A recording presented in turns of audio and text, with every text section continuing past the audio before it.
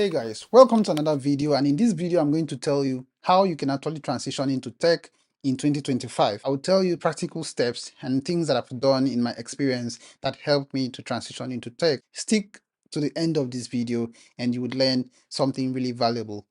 It's difficult to actually transition into a new career, and especially in tech in this period of time where 2 years now there's been a very large amount of layoff. There's been this downward trend in the economy and recession, and it hits the biggest tech companies a blow, where we've had so many layoffs. And so if you are transitioning into tech in 2025, you have to think critically and make sure you've planned adequately for all that you are going to encounter in the process. One of the problems you would face is that there will be so much of rejection, and so many persons would reject you for any reason. Even those of us who are already in the industry still get rejected when we apply for new jobs. So I personally got rejected 50 times before I finally got my first offer. So there are things that you could do that could help you. One of such things is to actually learn. Search for the areas of the industry that interest you. And I would like to point out that programming is just one aspect of the industry. There are so many aspects of the industry that could be of interest to you. So don't start thinking about software engineering. Think about the tech industry as a whole. There are so many aspects. Make your research and you will find that there are so many aspects that don't need you to know how to code. This is the way I would want you to do it. Look for transferable skills that you already have and look for corresponding jobs that matches your skills, even though it is not about coding. When you've moved into these jobs, into these roles, then you can start developing yourself and expanding into other roles. If you are in the finance industry and you want to transition into tech, for example, move into tech in an area of finance. So look for a company that is hiring a finance manager or an accountant. If you are looking for transition into tech, but you are a lawyer, look for a company to join their compliance and legal team. That is the easiest way, because here you already have your experience and you can use the same experience to apply for jobs in tech companies. But why will you get rejected? Most of the times it is because you don't actually have experience in an ICT industry. So how can I solve that problem? I would start by applying to startups that I know may not even be able to afford to pay me as much as I deserve. And they are desperate to actually build people and departments in different sectors. So I start looking for small startups that will not mind taking me in, even for an internship. I offer my services to them, then I would build my portfolio in an IT industry. The second thing I would do is to look for communities. I would look for a community of people in tech and network with them. Networking is one of the skills that you cannot do without. So the other thing that you could do is to start reaching out to people that are working in the industry, and then if they're and become friends with these people. Once you get close to them, they start giving you information about what is happening in the industry, who is hiring what, and when the opportunities in the role that you deserve, then they can first forward that to you.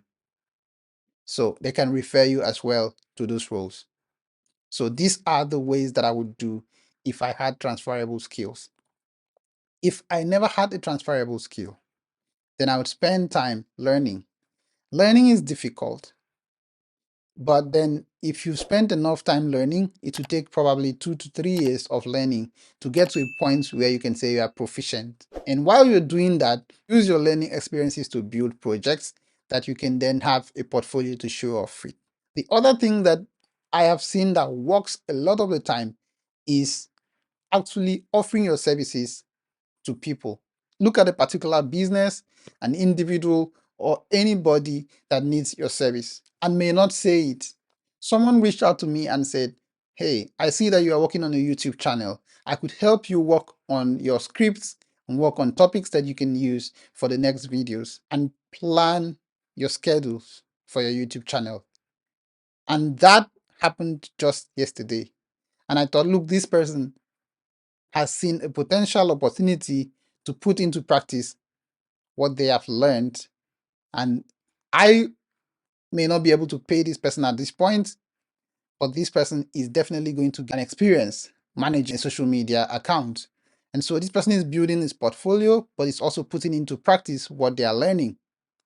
Same thing that happened when I was working on Minupes.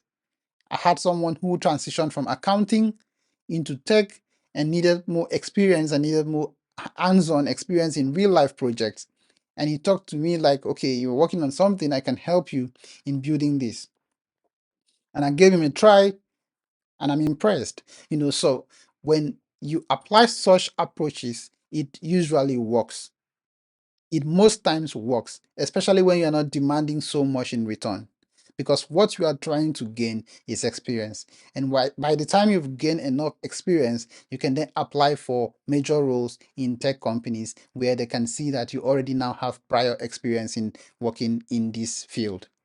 And so these are things that I think you can actually do that are actionable steps. The next thing that I would do is to prepare for interviews. Interviews are one of those things that could be very, very terrifying and intimidating. One of the things that I've done when I go into an interview is that I am well prepared and I'm relaxed and I think about it like just going to communicate with someone. I don't think about it that I'm going to be tested. So once you are prepared enough, relax your mind and expect that you are going for a communication. But what do you even do in preparation? In preparations, research for interview questions in the field that you are trying to attempt. Once you have gotten enough prior knowledge of the kind of questions that have been asked in previous interviews in that role, it would help you better to know what to expect and know how to prepare for the interview. The other thing that you can do while preparing is to take on mock interviews. So you can attempt to make like an interview. You can look for mock interviews where people can ask you questions as if they are the interviewers, and you try to answer these questions and rate yourself and see if you are successful with those interviews or not. The other thing that you can also do is to bring artificial intelligence to assist you in your learning process. There is a tool called ChatGPT, and people know ChatGPT as just like this place where you ask questions and get answers. But you could also use these tools to build a schedule of a syllable of learning for the specific roles you are going into. And that means that it would assist you to break down schedules and tell you what are essentials that you need to know. Also, keep track of the industry and know what is happening, know what is new, know what is trending, and know what the market needs. So once in a while, check out what jobs are mostly advertised, and that alone will help you to streamline your learning towards things that are necessary in the industry at the moment, because the industry is rapidly changing and every day new things are happening. And another thing that I'm going to say is that there are boot camps. Some of them offer you at the end of the day opportunities to be given jobs in companies and placements in companies. However, I have not gone through a boot camp myself, but I know that there are a lot of them that exist that offer that at the end of the boot camp, you would get placements to work in companies for some months. So you can research about these boot camps. If you find those that are trustworthy, you can apply for them, and that is one of the ways you can actually get into the industry.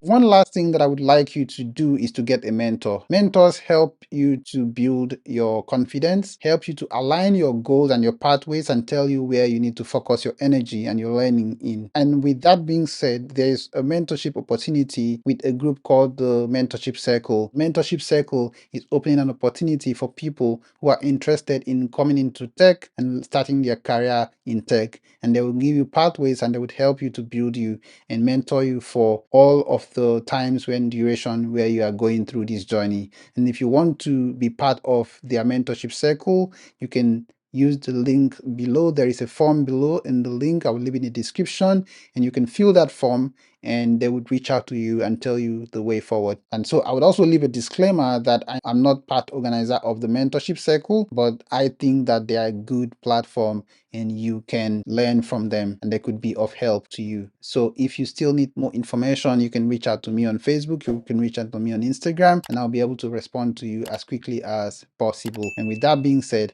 I'll see you in another video, and good luck in your journey.